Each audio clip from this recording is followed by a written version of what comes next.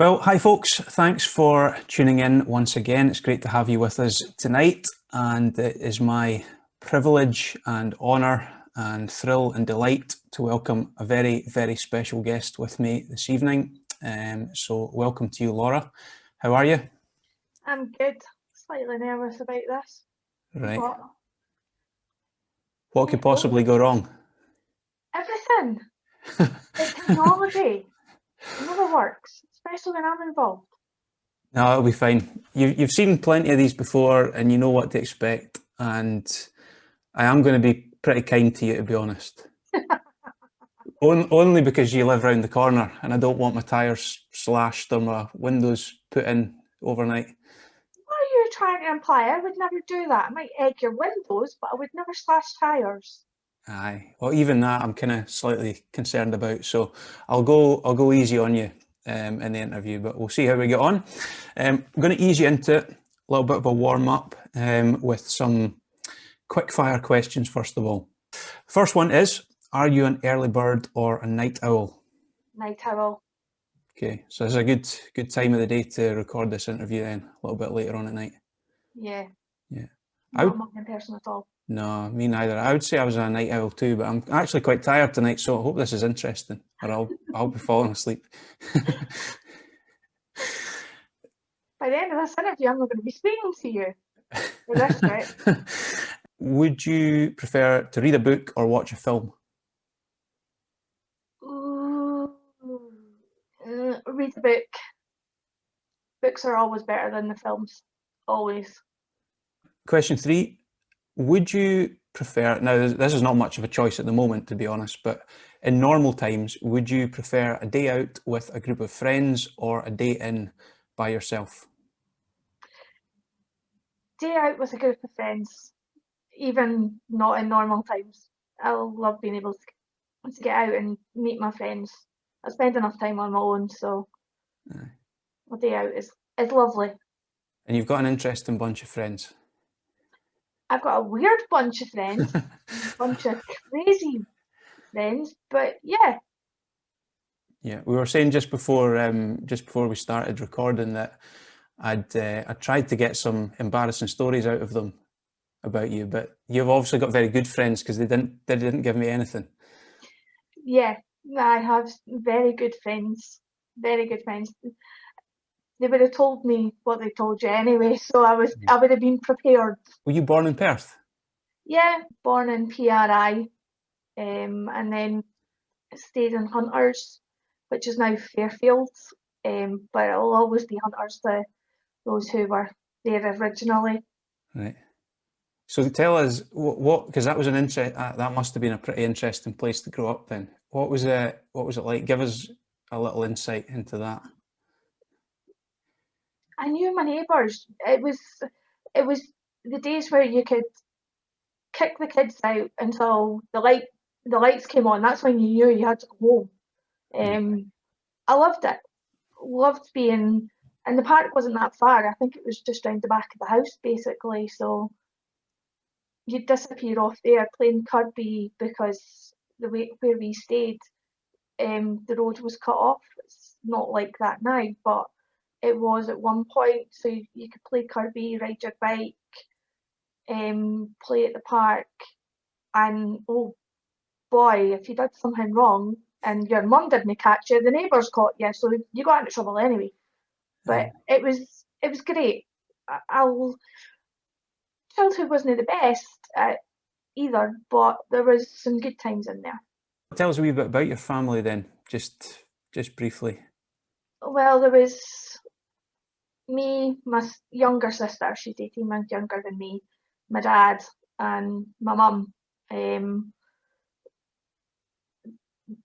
There was loads of aunties and uncles round about and all of their kids, so there was quite a few of us, shall we say. What school did you go to then? Primary school? It was called Northern District at the time, but it's now called Balhousie Primary, but it's now closed. Right. They closed it. I think they closed it, and all the kids are now attending North Newton Primary School. So it was a big red brick building. I attended. I missed that school, and then secondary school was St Columba's, which is no longer there either. It's now turned into St John's. Right, okay. It's nothing to do with the fact that you went to these schools that they closed down. Absolutely nothing. No. Well, house only closed a couple of years ago. Nothing to do with me. I'd left years before that. And were you at school star pupil, class clown, somewhere in between? What were you like at school?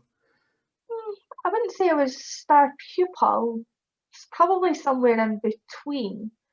I was the goody two shoes, though. I was one of the goody two shoes. Very rarely into trouble, head down, very studious would be the word. Let's come to the point where you finished school. Mm-hmm. What did you do when you first finished? I started working. I was working in Asda's as a cleaner by that point. That was my first job. I'd had a few jobs in between 15 and 18 working as a waitress and stuff, but the first adult job was a cleaner in Asda's, which was interesting. Right. Dealing with the public.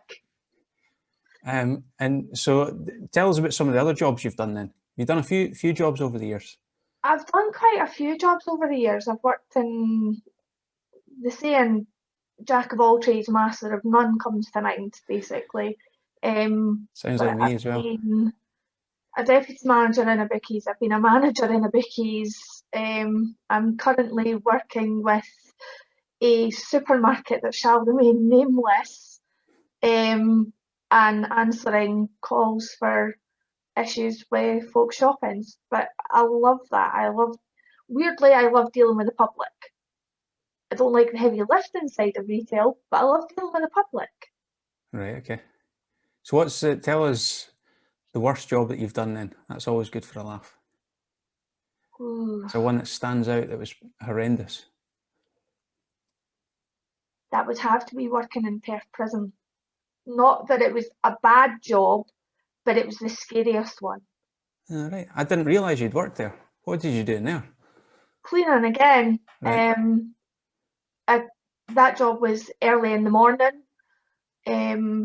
You'd go in and clean the staff offices and round about, but they'd done up the cell blocks, so we ended up cleaning the cell blocks, so we were actually in the main part of the prison. It was just the thought, it's like, I don't like this. Yeah. They let you back out though, so that was not so bad. I'm not sure if that's a good thing or not. Okay, so a varied working career thus far.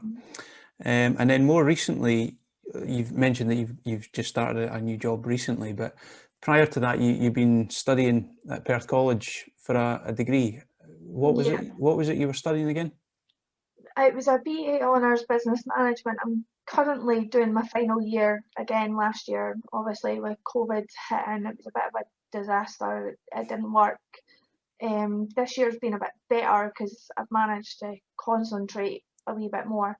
That's been really good. I've enjoyed working with technology, even if it doesn't like working with me. But learned a lot of new skills that have come in handy for the job that I've got. So Thinking back over the years, from your childhood up until fairly recent years, was there much Christian influence in your life? Did you go to church or Sunday school or anything as a kid? Or? I attended the local Church of the Nazarene up until I was probably about 3 or 4. But after that, there was no Christian influence. As much as I was at a Catholic secondary school and had to attend masses, it was very, very different. And I don't know what it was, but it didn't, that you have to pray constantly, and all the rituals that were involved didn't appeal to me. But a lot of my life, no, there wasn't a huge Christian influence at all. I really wanted nothing to do with anything, shall we say. And so there's no sort of Christian influence within your family or anything like that? They wouldn't be particularly religious at all?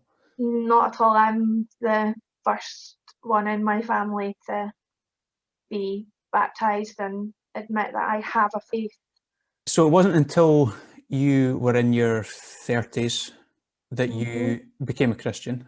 Mhm. So let's just talk a wee bit about the journey that brought you to that point. From, as you've said, having no interest and actually being quite against Christianity in some ways, to the point where you became a Christian. So the first point of contact with the Gospel Hall, how did that come about? That was actually thanks to my cousin Emma.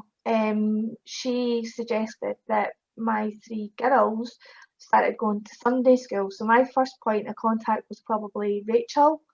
Um, Right.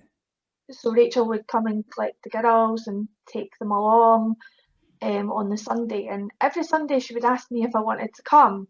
The answer was always no. And it was always no. For a solid year, every week, Rachel asked me, "Do you want to come with the kids?" "Nope, you're fine. You take them. I'm fine where I am, thanks." And it was a solid no for a whole year, if not longer actually. But she Right. never gave up. She Well, never gave up.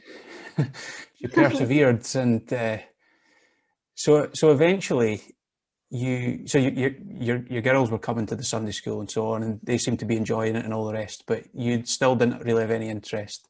Nope. But eventually you did come along. So what was there something that changed, or was it just Rachel basically wore you down, or you wanted to get her off your back? No, there was a major change in my life. Um, a lot of people know what that change was. I really don't want to go into details. Suffice to say that um,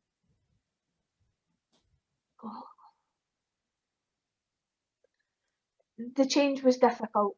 It wasn't fun, and it just so happened that because of that change, I went into hospital for a little while, kind of reset myself, and then I'd come out of hospital. The Gospel Hall was doing a series. It was yourself and Alistair that were speaking. I think it was the second night, the Tuesday night that I got out. Rachel came and asked me because she'd invited the neighbours downstairs. She asked me if I wanted to come, and my answer was, "Not tonight, come back tomorrow." So my answer changed from resounding no to "ask me again tomorrow." Progress.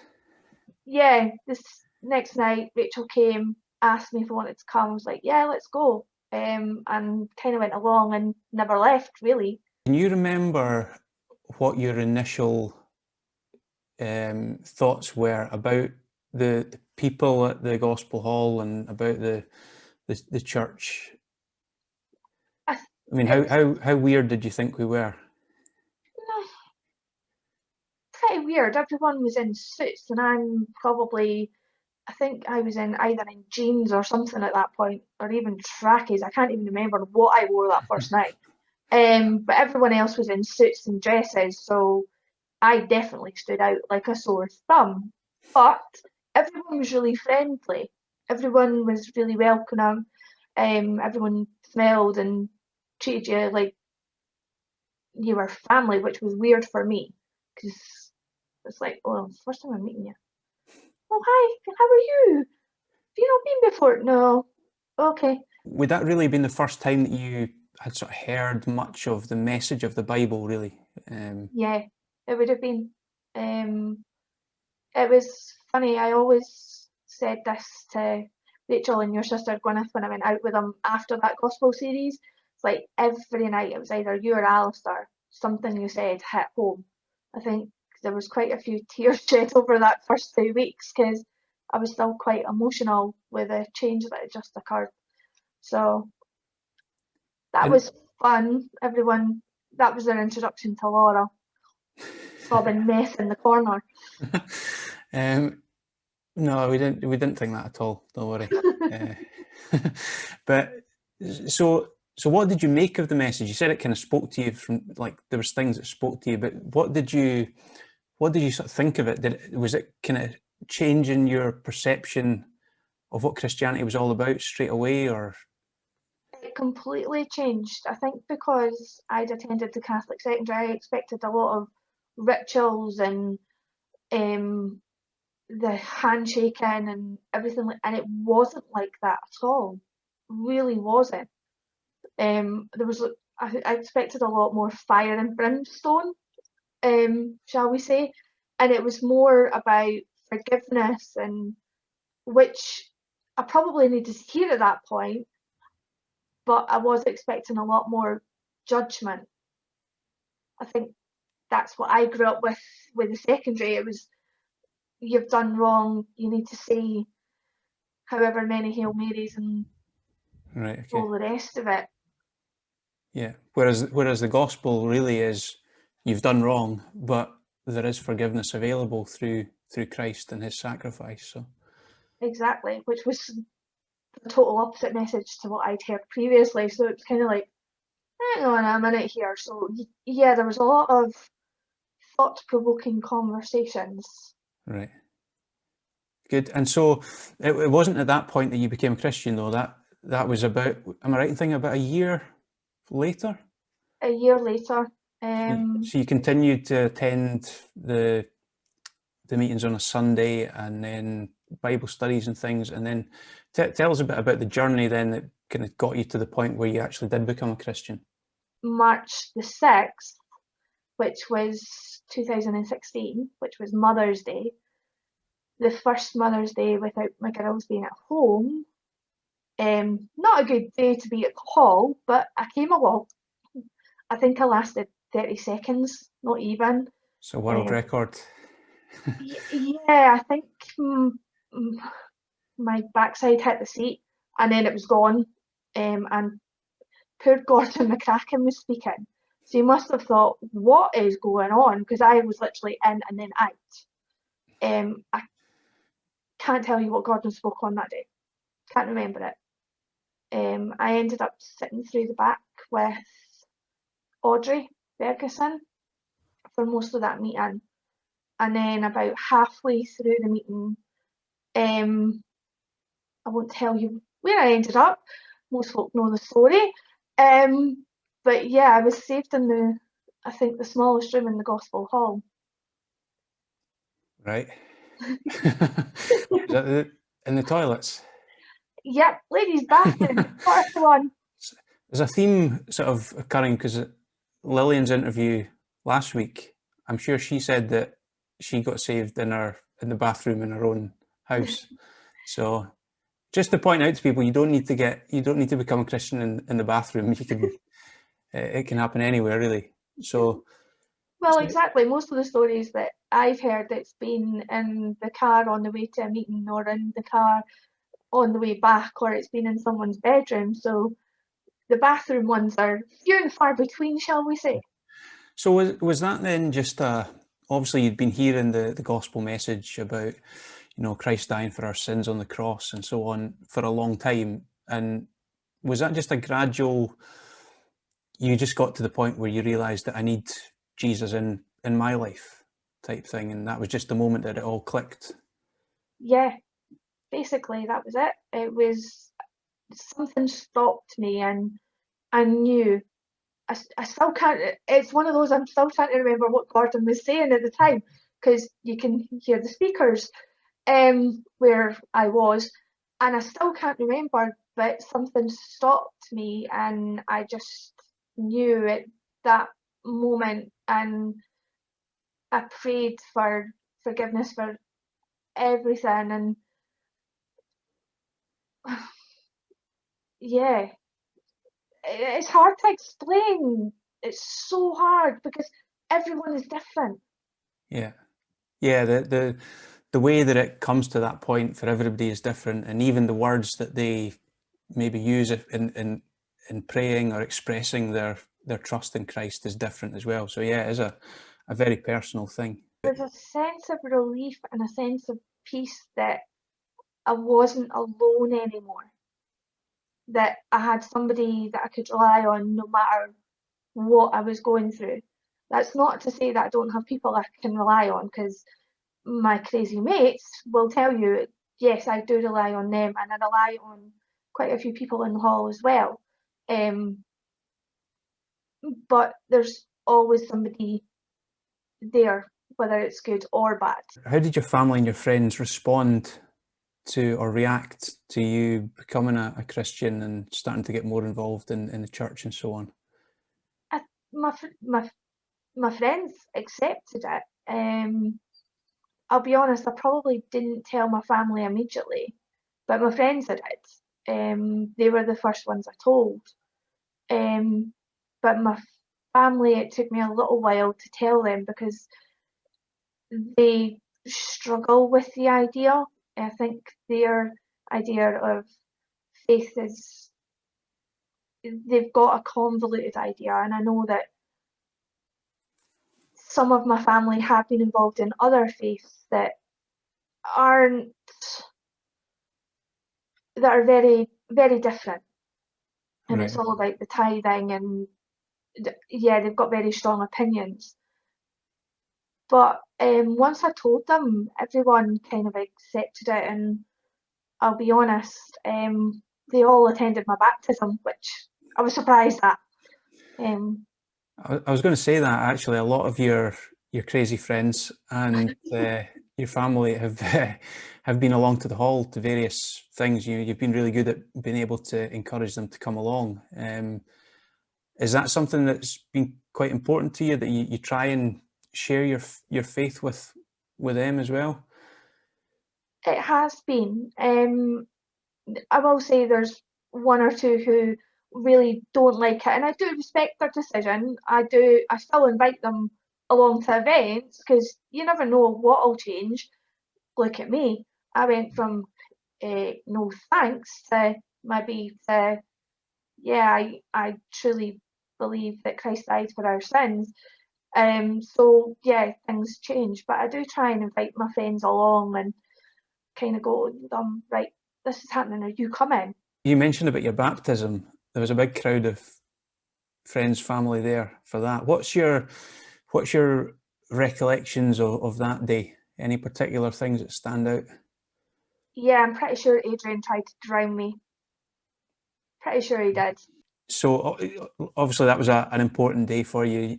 Did you kind of see that as the day that you really sort of nailed your colours to the mast, and it was quite obviously a public declaration of your faith being quite an important thing? Yeah, it was. Yeah, I would say that standing in the hall and publicly admitting that Christ was my saviour, I definitely nailed my colours to the mast, as you say. We've been talking about some of your friends that you've had for a number of years, a good bunch, but you've also made a lot of new friends at the hall. How important has it been to have good Christian friends to help you and encourage you and support you? How have you found that?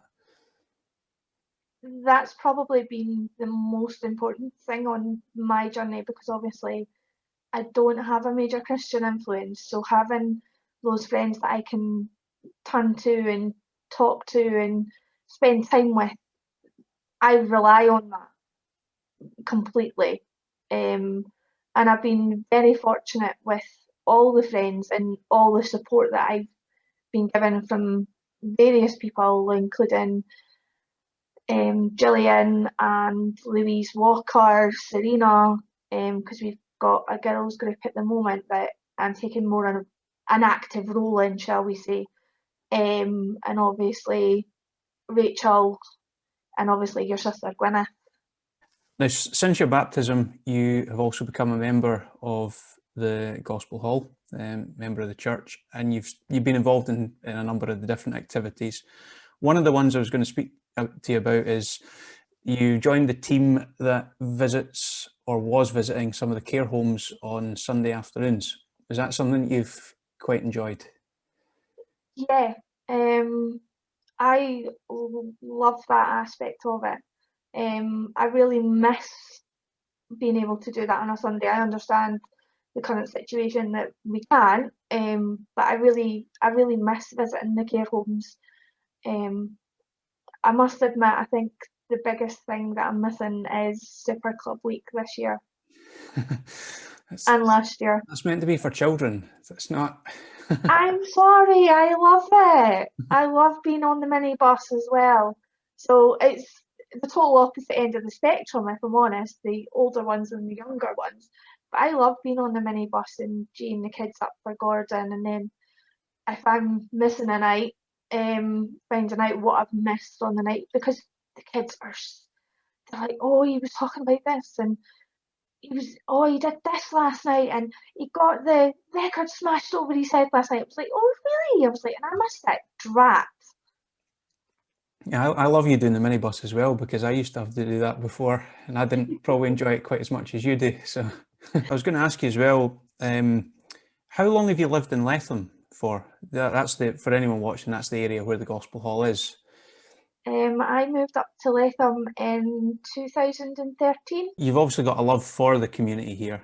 I was going to ask you a bit about that. You're involved in quite a few, or you have been involved in quite a few different community groups over recent years. And I don't know if you want to just say a bit about some of these different groups that you've been involved in. Oh, the list of Bearing in groups mind I've I'm been going to bed involved like in, quite soon. yeah, we'd be here for hours, but I think the biggest two is probably the Residents Association and Latham for All. The Latham for All is a group that we started about not long after I moved into the area. Actually, we started looking at a building in the area and converting it into community space.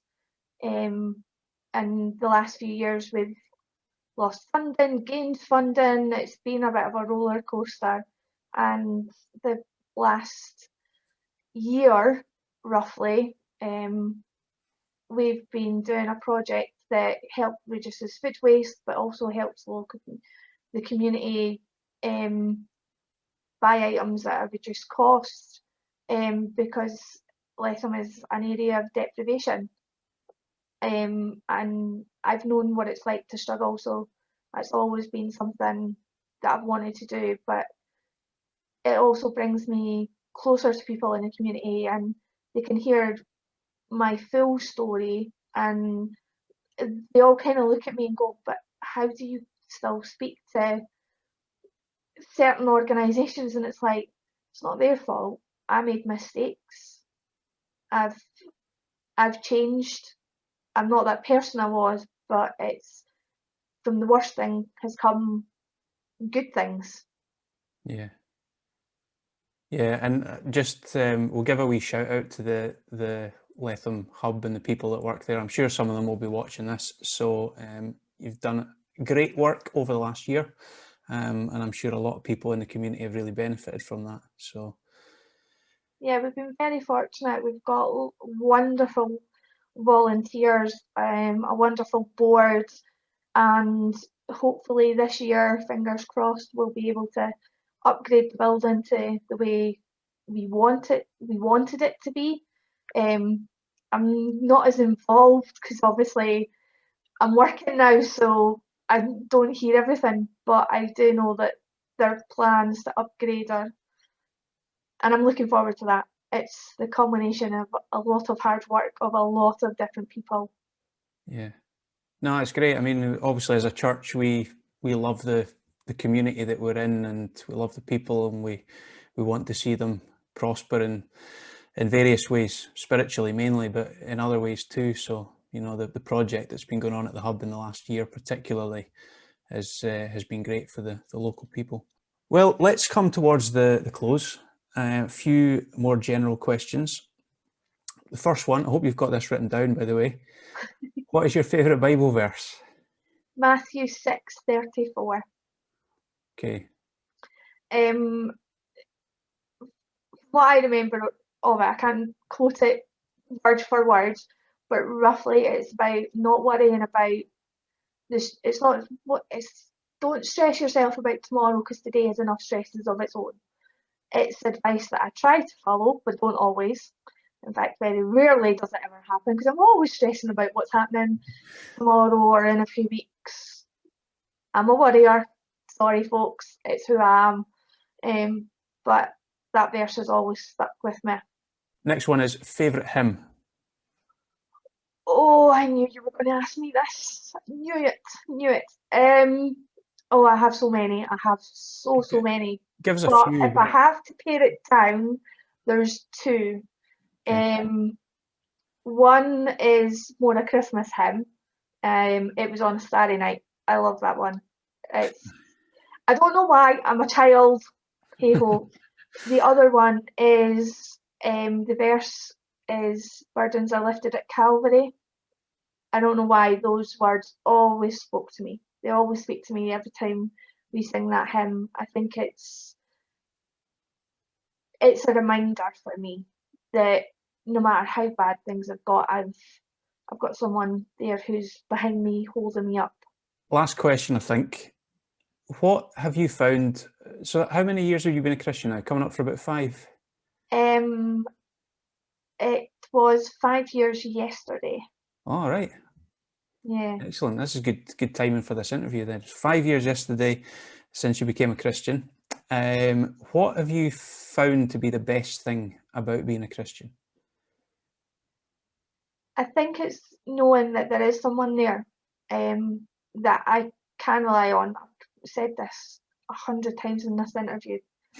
Spiritually, it's that. Materially, it's knowing that I have people that I can go to and speak to, and I've got so many friends. I think even as a child, I didn't have many, whereas now I have so many, I can't keep up with them most of the time. It's 6 months in between seeing them, but it's also being able to spend time with other Christians that's rewarding for me. Well, I think that's pretty much all my questions done. Is there anything else you wanted to share with us? No. Really, no, I think I've shared enough. So how was that for you then? Was it as bad as you thought it was going to be? Not as bad as I thought it was going to be, but I think once I get off this video, I'm just going to sit there and go, that's that done. Well, as long as you do that and don't come round and egg my house or anything, I don't mind. So, well, anyway, thanks very much for taking the time to chat with me tonight. It has actually been really, really interesting, and I mean that sincerely. I know I often kind of joke, and I'm not very serious with you very often, but in all seriousness, it has been really interesting. I've really enjoyed it. Thanks also to everyone who has watched the interview tonight, and hopefully you'll be able to join me again next week when we'll have somebody else in the hot seat. But in the meantime, take care and God bless.